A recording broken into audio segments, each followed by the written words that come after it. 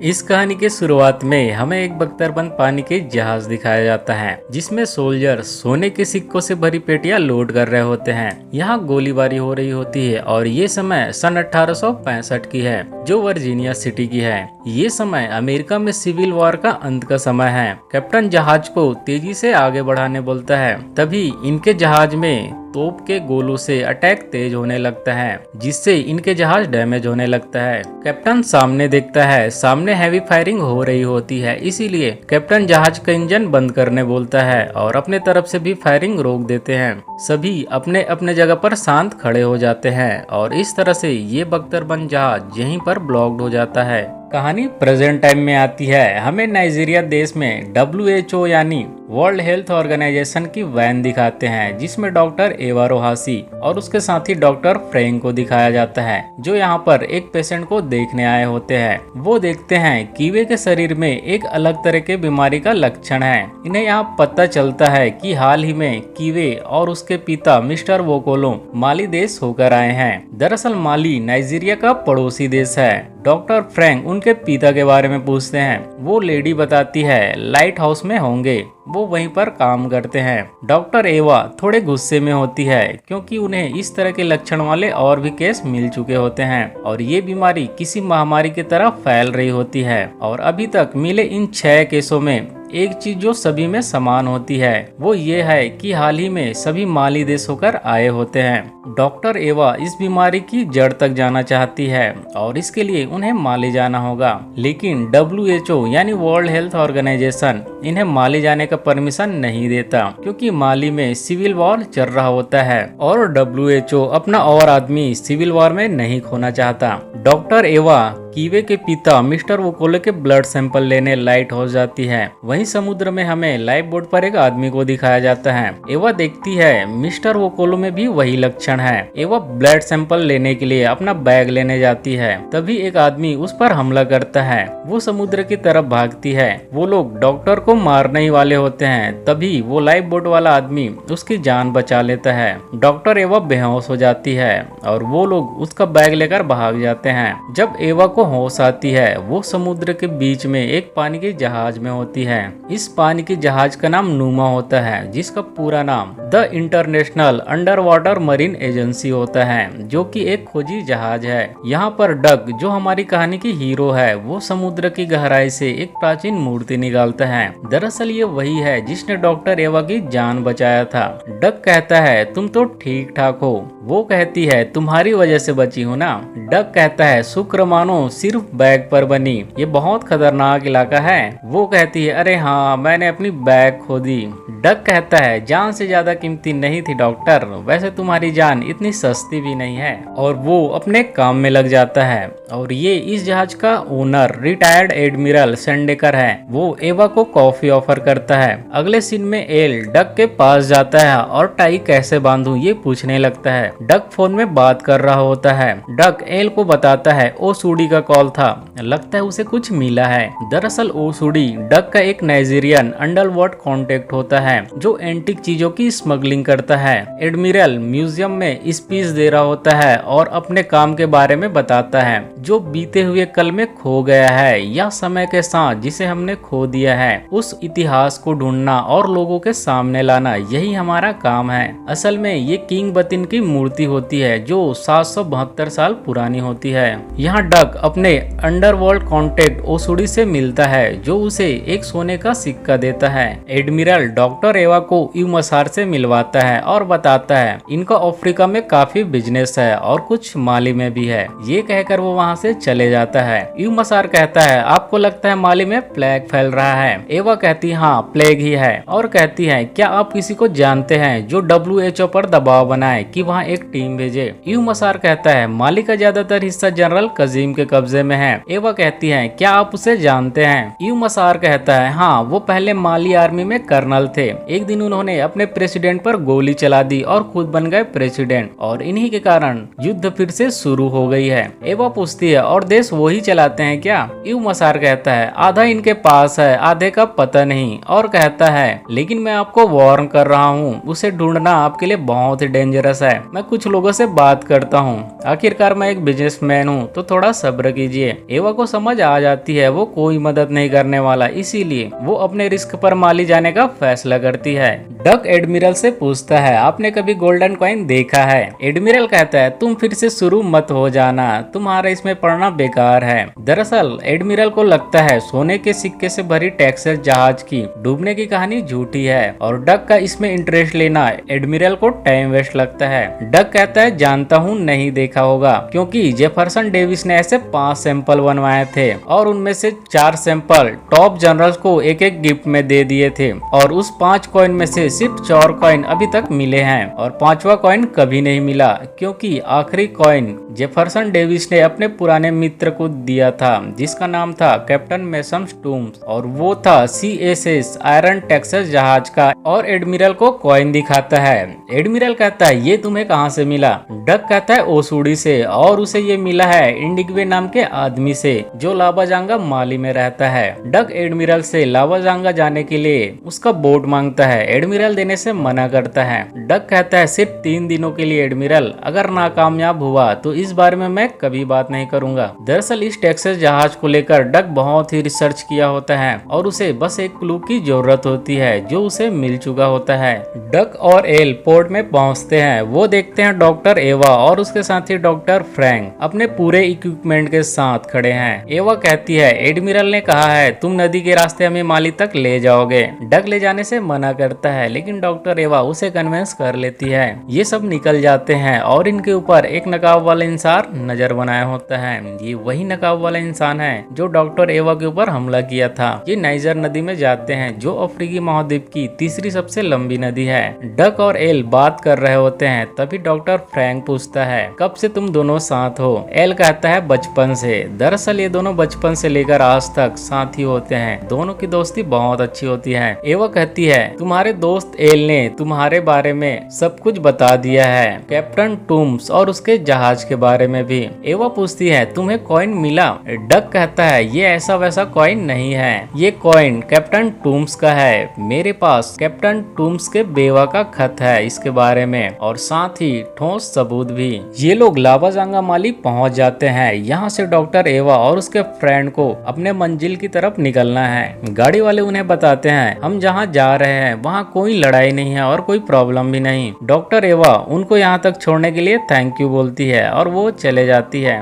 Duck इंडिग्वे के घर जाता है जिसको ये सोने का कॉइन मिला था, लेकिन उसे वहाँ पता चलता है इंडिग्वे की 1 हफ्ते पहले ही मौत हो चुकी है। दोनों एक जगह चाय पी रहे होते हैं तभी डक के दिमाग में कुछ आता है और वो वहाँ से एक पुराने लाइब्रेरी में चले जाता है। उसे अपना नाम बताता है और कहता है मैं एक जहाज की तलाश में आया हूँ। वो पूछता है वो जहाज आपने कब देखी थी? डक कहता है लगभग 140 साल पुरानी बात है, सन 1866 में। तब लावाजांगा अफ्रीका का महत्वपूर्ण बंदरगाह हुआ करता था। वो कहता है इसके अलावा और कुछ पता है क्या? क्योंकि हम घटनाओं से तारीख पता कर सकते हैं, तारीख से घटनाएं नहीं। तब डक कहता है उन दिनों एक तूफान आया था, बहुत बड़ा तूफान, इतना बड़ा कि नाइजर नदी के पानी में समंदर का बड़ा जहाज तक आ सकता था। वो कुछ पुराने दस्तावेज देखता है और बताता है ऐसा लिखा है उस भयानक तूफान के छठे दिन एक काला जहाज नाइजर नदी में चलता गया और कभी वापस नहीं आया। वो एक भूतिया जहाज था। ये तीनों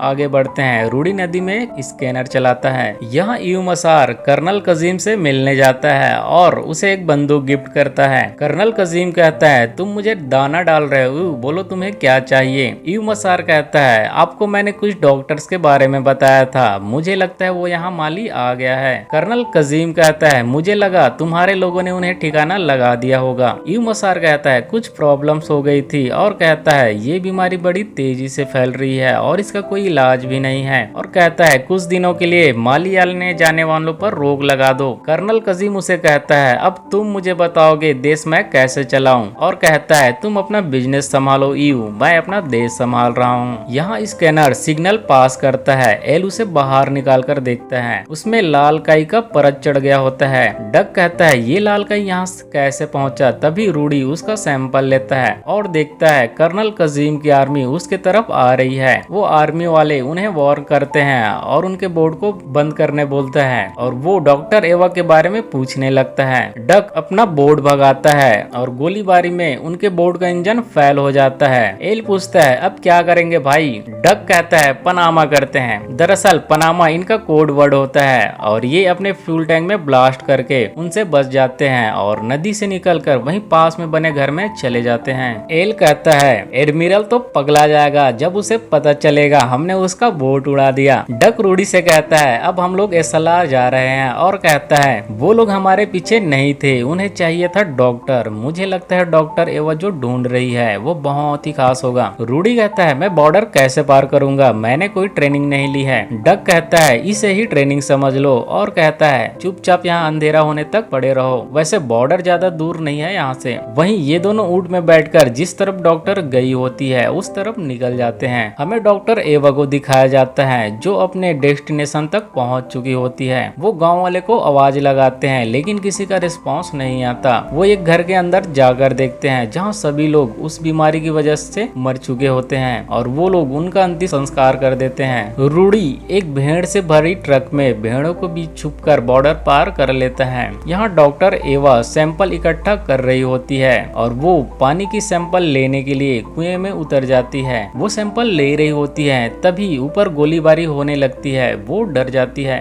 तभी कर्नल कजीम का हेलीकॉप्टर वहां आता है। डक और एल हेलीकॉप्टर की आवाज सुनता है और उसी तरफ तेजी से आगे बढ़ने लगता है। कर्नल कजीम डॉक्टर फ्रैंक से डॉक्टर एवा के बारे में पूछता है। डॉक्टर फ्रैंक कहता है उसकी तबीयत ठीक नहीं थी इसीलिए वो यहाँ नहीं आ पाई। कर्नल कजीम उसे गोली मार देता है। डक और एल यहाँ पहुँच जाते हैं। कजीम अपने लोगों से कहता है वो लड़की मुझे चाहिए, वो यहीं आसपास होगी, उसे ढूंढो। और कहता है यहाँ ऐसे जताना जैसे डुरेक के लोगों ने हमला किया हो। दरअसल डुरेक एक कबीले का नाम होता है जिसका माली के कुछ हिस्से में कब्जा होता है। वो बस अपने कबीले के लोगों को कजीम से बचाने के लिए अपना एक सेफ इलाका बनाया होता है। वहीं डक दूर से कुएं के पास एवा का बैग देख लेता है और उसे पता चल जाता है एवा कुएं में है। एवा लाइट को मिट्टी में कवर कर देती है। वो सैनिक रस्सी खींचने लगता है। एवा जल्दी से रस्सी खोल देती है और वो जैसे ही नीचे गोली चलाने वाला होता है डक वहाँ पानी लेने के बहाने आ जाता है और उनमें फाइट होती है।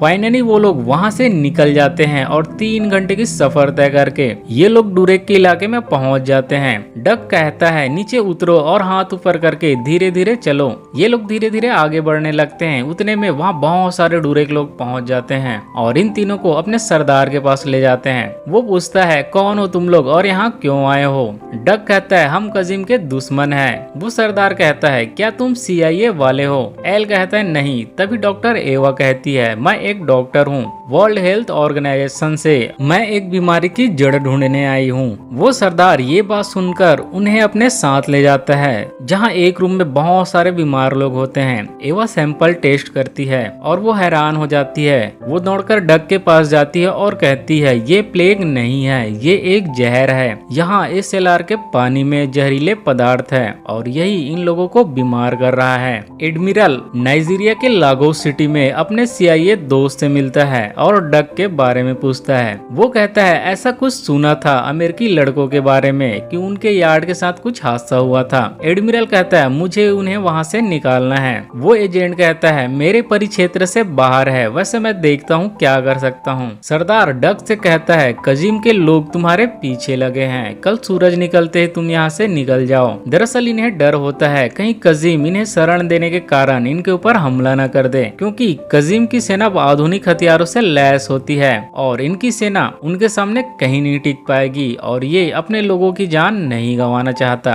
डक कहता है ठीक है हम सुबह निकल जाएंगे। सरदार कहता है सुना है मेरी गाड़ी ने तुम्हारा दिल जीत लिया है और डक को वो गाड़ी गिफ्ट कर देता है। एल बच्चों के साथ फुटबॉल खेल रहा होता है तभी बॉल ढलान की ओर लुढ़कने लगता है और वो एक गुफा में चले जाता है। एल को वहाँ कुछ दिखाई देता है। वो डक को लेकर वहाँ जाता है। वहाँ वही टेक्सास जहाज की चित्र पत्थरों में बनी होती है और इन्हें पता चल जाता है यहाँ पर 150 साल पहले नदी थी जो अब पूरी तरीके से सूख चुकी है, लेकिन आज भी सूखी नदी के नीचे जल की धारा बह रही है जिसमें ये जहर मिलकर सभी कुओं तक पहुँच रही है। डक कहता है नदी को ढूंढ लिया तो जहर के फ्लो को भी ढूंढ लेंगे। वो तीनों नदी की तरफ निकल जाते हैं। उन्हें वही आकृति दिखाई देती है जो उन लोगों को गुफा में दिखी थी। तभी दूर में उन्हें कोई चमकती हुई चीज दिखाई देती है। डक टेलीस्कोप टेलीस्कोप से उस तरफ देखता है उसे सोलर प्लांट जैसा कुछ दिखाई देता है जिसमें मसार इंटरप्राइजेस लिखा होता है और उन्हें उस तरफ एक ट्रेन जाते हुए भी दिखाई देती है। वो तीनों उस ट्रेन में छुपकर फैक्ट्री के अंदर चले जाते हैं। वो यहाँ देखते हैं बड़े बड़े ड्रमों में जहरीली रेडियो एक्टिव पदार्थ होते हैं जिसे वहाँ सोलर एनर्जी की मदद से खत्म कर रहे होते हैं। वो लोग नीचे तह खाने में जाकर देखते हैं जहाँ जहरीली रेडियो एक्टिव पदार्थ को जमीन में डाल रहे होते हैं और उन्हें बहुत सारे वहाँ डूरेक के लोग दिखते हैं जिन्हें बंदी बनाए होते हैं। तभी वहाँ ईव मसार आ जाता है। दरअसल ये वही आदमी है जिससे एडमिरल ने एवा को मिलवाया था और बताया था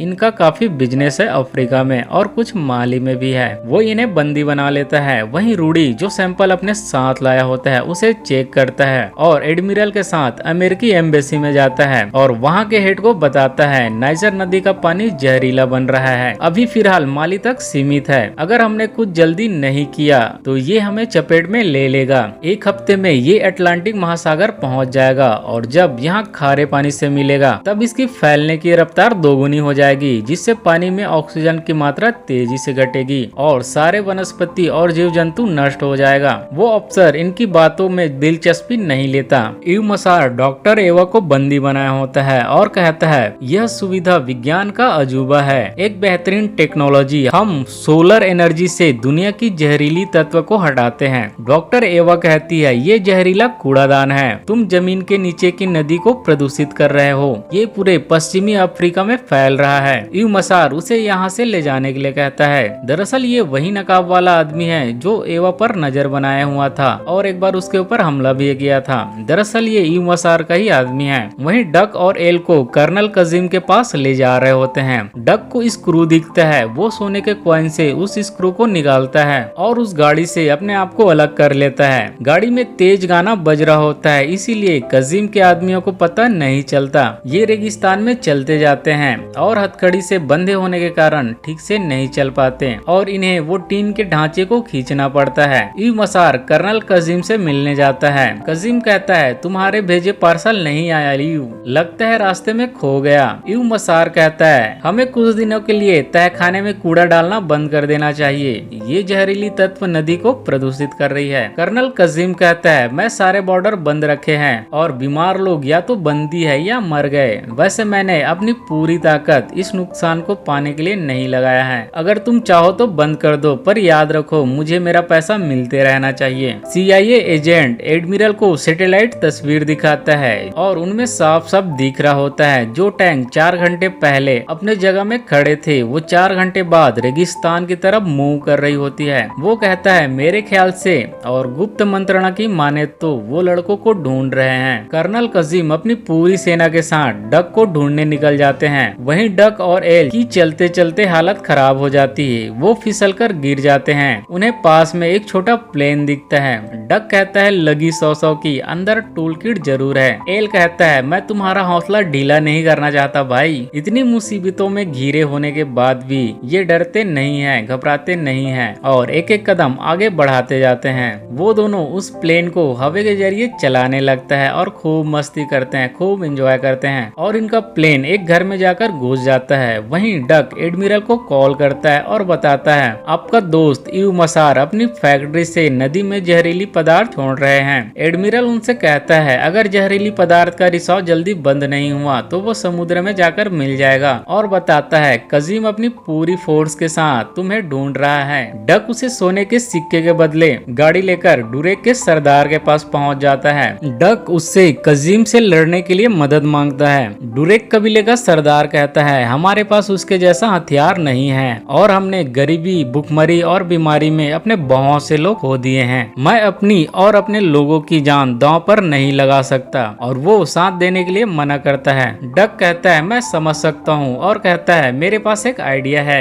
डक ईव मसार के फैक्ट्री में जाता है। उनके गार्ड को लगता है जनरल कजीम आ रहे हैं। वो लोग गार्ड को गन पॉइंट में ले लेते हैं। ईव मसार इन्हें देख लेता है। डक अंदर जाता है और देखता है वहाँ कोई नहीं होता। तभी डक एल से पूछता है अगर तुम ईव मसार की जगह होते तो क्या करते एल? वो कहता है सबूत को मिटा देता।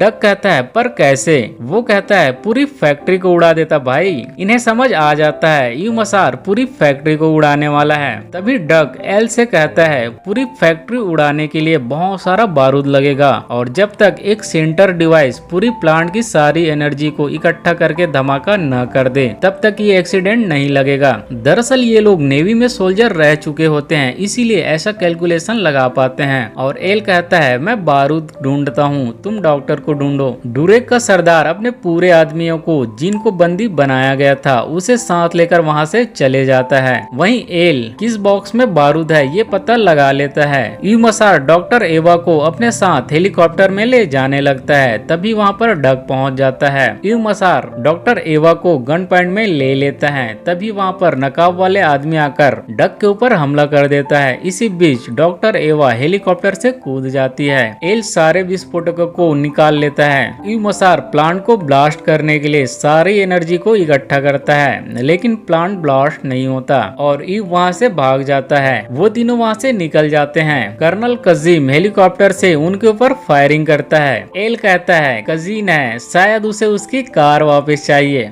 डक कहता है एल वहाँ से बारूद ले लिया था ना? एल कहता है हाँ भाई ले लिया था। डक एवा को पीछे के सीट में बैठने बोलता है और कहता है इस बारूद को बाजू के पहाड़ की तरफ फेंकना, और एल से कहता है तुम इस बारूद को शूट करना। इस तरह से इन्हें थोड़ा समय मिल जाता है कजीम की गोली से बचने के लिए। तभी इन्हें बारूद की किसी बड़े साइज के लोहे से टकराने की आवाज आती है। ये गाड़ी रिवर्स लेते हैं। दरअसल ये वही टेक्सास जहाज होता है जिसकी तलाश डक को था, जिसके ऊपर उसने काफी रिसर्च किया होता है और इसी जहाज को ढूंढने के लिए वो यहाँ माली आया होता है। वो तीनों उस जहाज के अंदर चले जाते हैं। डक कहता है यहाँ का हिस्सा 2 फुट मोटा और ऊपर स्टील की डबल परत है, बुलेट इसे भेद नहीं पाएगी। तभी बुलेट उस परत को भेद देता है। एल कहता है साले तुझे अभी भी कुछ कहना है? डक कहता है बुलेट्स तो पार हो रही है। तभी डक आसपास की चीजों को ऑब्जर्व करता है और उसे तोप दिख जाता है। एल कहता है ये काम नहीं करने वाला।